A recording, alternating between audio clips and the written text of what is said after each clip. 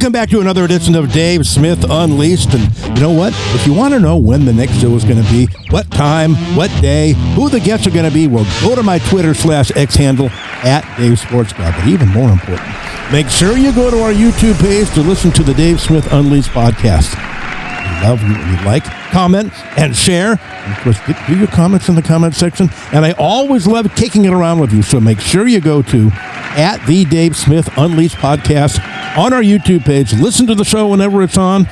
Like, comment, subscribe, and share. And either there or on Twitter. I'm always kicking it around, talking about the shows, and love going back and forth with you fans. And by the way, you know, we're coming up on a year of Dave Smith Unleashed. So I think starting in May, we're going to be starting year number 2 of the Dave Smith Unleashed podcast. And lots of big things coming. We're going to do a lot more video. We're going to do longer shows. We're going to incorporate maybe some more current events and maybe some more pop culture to mix in with the content on Dave Smith Unleashed. And lots of great things happening, lots of changes coming, and lots of great content coming up in year number 2. All right, anyway, March Madness is upon us.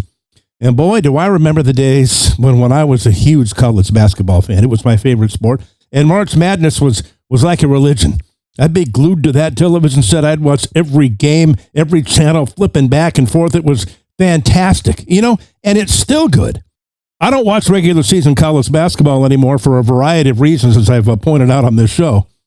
But I do watch March Madness. Now, here are the positives still to the NCAA basketball tournament, despite all the problems in college basketball and despite the fact that me and all my friends and almost everybody I know don't watch college basketball anymore.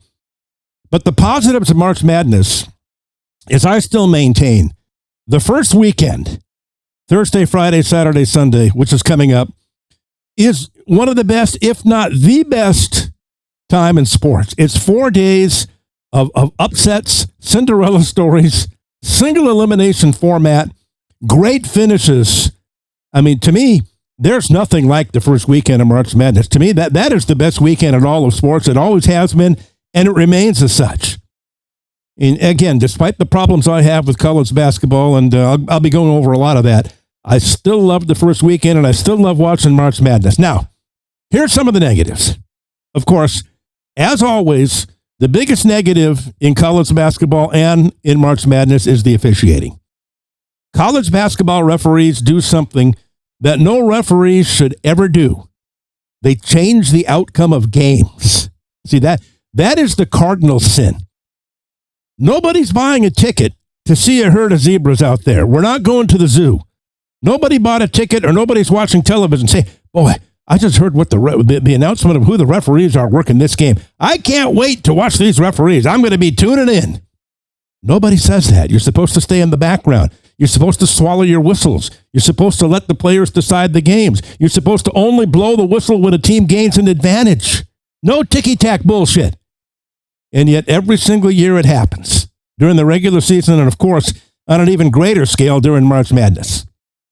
Now, I started thinking about this, about referees changing the outcome of games, and some teams come to mind who were the rightful national champions that year, should have hoisted the trophy up as the national champions, yet were robbed by the referees, had it stolen from them by a corrupt group of zebras. Now, I could probably come up with a lot, but I've come up with 3, and I'd like to know what you think. So go to the Dave Smith Unleashed podcast and let me know on the comment section. And of course, at Dave Sportsguy on Twitter. The first one that comes to mind, and this might be the most egregious of all time, 1970, College Park, Maryland. Cinderella Jacksonville, I think in only their 3rd or 4th year of Division I basketball, makes it to the Final Four and then all the way to the championship game against mighty UCLA, going for their 4th straight national championship. And Jacksonville had Artis Gilmore and Pembroke Burroughs III, Von Wedeking, Rex Morgan. They had a really good team. And UCLA with Sidney Wicks and Curtis Rowe and John Vallely and Henry Bibby. They were great, of course, as well. But Jacksonville were better than UCLA that year. They were the first team in NCAA college basketball history to average 100 points per game. And this is before a three-point line and before the shot clock.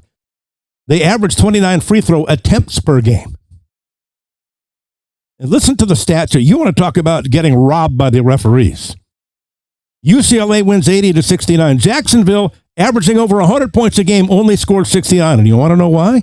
Because the referees bent them over a chair and screwed them because they wanted UCLA and John Wooden to win. The NCAA wanted UCLA to win. And when you go back and read about that era and those teams, Jacksonville had a lot of players with big afros, and some of their white players had long hair. And they were kind of undisciplined, and they played Sweet Georgia Brown before the game and had a dunk line. And a lot of the hard asses, a lot of the old school guys who ran the NCAA did not like that, and they were going to see to it that they didn't win the national championship. Now look at some of the numbers here for the game. Jacksonville, again, they averaged 29 free throw attempts per game.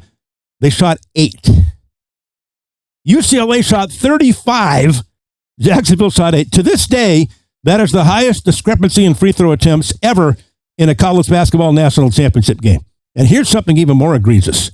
Jacksonville's 4 best players, the great Artis Gilmore, Pembroke Burrows III, the other 7-footer on that team, All-American guard Rex Morgan, who played for the Celtics, and a really good little point guard in Vaughn Wedeking.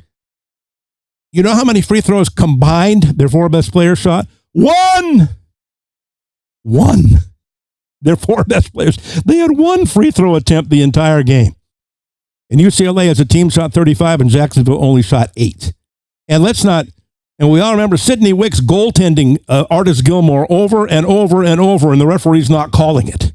When Artis was shooting down at the basket and Wicks jumped up and goaltended, got 4 or 5 blocks on him, and none of which were called. It was a travesty, a rigged game if I've ever seen one. 1970, Jacksonville got screwed out of a national championship against UCLA. 1983, we all remember Cinderella, North Carolina State, and Jim Valvano upsetting mighty Houston, who put on one of the great shows I've ever seen in the Final Four that year in a game against a really good athletic Louisville team.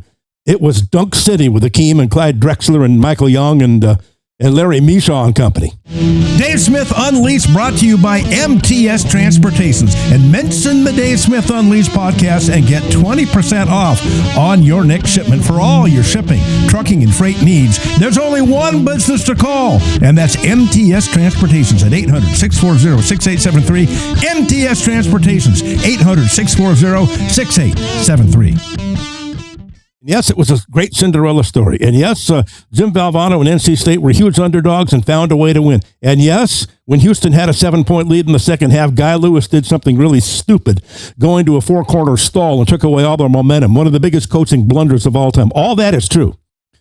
But let's not forget that the referees nailed Clyde Drexler, arguably the best player in college basketball that year, with 4 fouls, none of which were fouls in the first half. None of them should have been called. Ticky-tack bullshit calls that took him right out of the game. Now, after he got 3, should Guy Lewis have sat him out the rest of the half? Yes, he should have. But he put him back in. And that 4th foul, remember, he's coming down the court, and Terry Gannon, who's now an announcer, was the last man back. Clyde goes up for a layup or a dunk, and Terry Gannon literally wrapped his arms around him and tackled him like an NFL safety. Tackled him to the floor, and the call went against Drexler for charging. That might be the worst call in the history of the NCAA finals.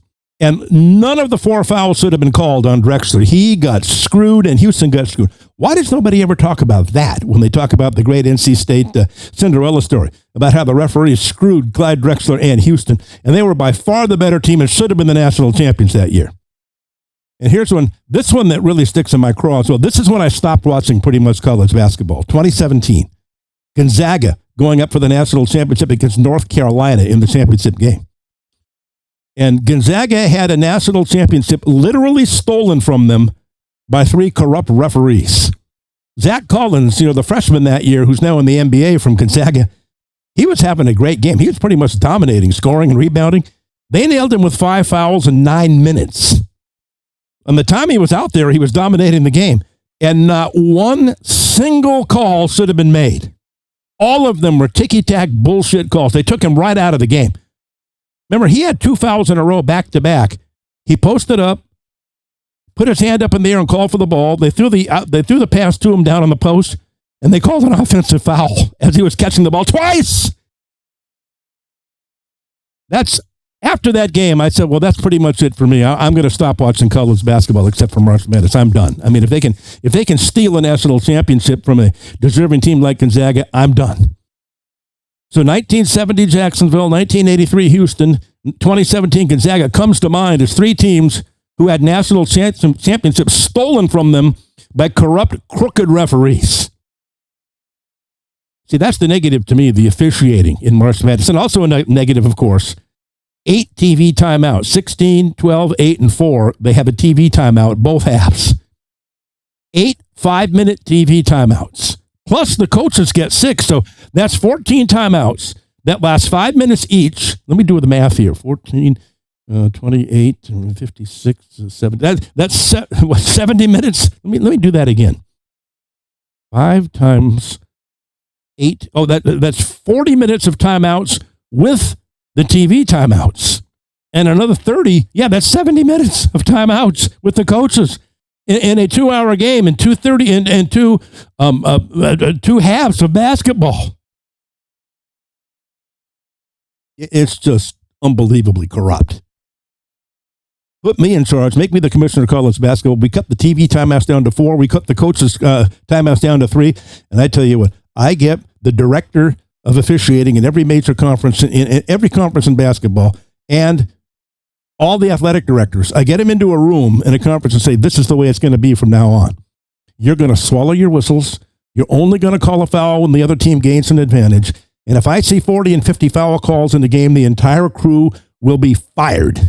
If I see teams shooting 50 and 60 free throws, the entire crew will be fired. Put your whistle in your back pocket. Let them play. Nobody's there to see you, and only make calls when a team gains an advantage. And again, nobody bought a ticket. Nobody tuned in to see a zebra show. If I want to see a zebra show, I'll go to the zoo. I don't want to see it when I'm watching college basketball, except that's what we get, a corrupt set of officials blowing their whistles every 2 seconds. I don't see how you can get any flow going in these games. With 8 TV timeouts, 6 coaches timeouts, and the referees, tweeting their whistles because they like to see their mugs on television constantly.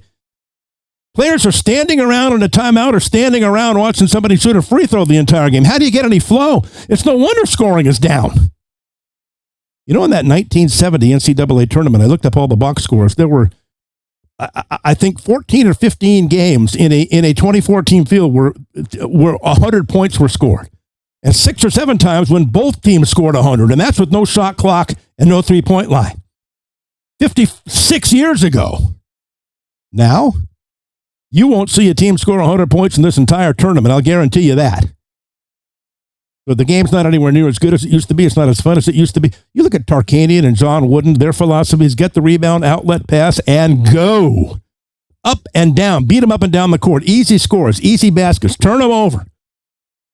You never saw Tark or John Wooden holding fingers up in the air and stopping a fast break and saying, let's run the offense. Let's press, let's rebound, let's outlet, and let's go.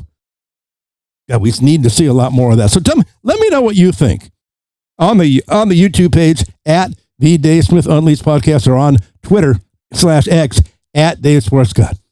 Does March Madness not hold the same interest for you like it used to? Are you still going to watch? Do you still enjoy the positives, like the first weekend being the best in all of sports, the upsets, the Cinderellas, the single elimination? Do you agree with me on all the negatives, leading off, as always, with the officiating? Oh, the officials in college basketball are the bane of my existence. All right, that's it for me.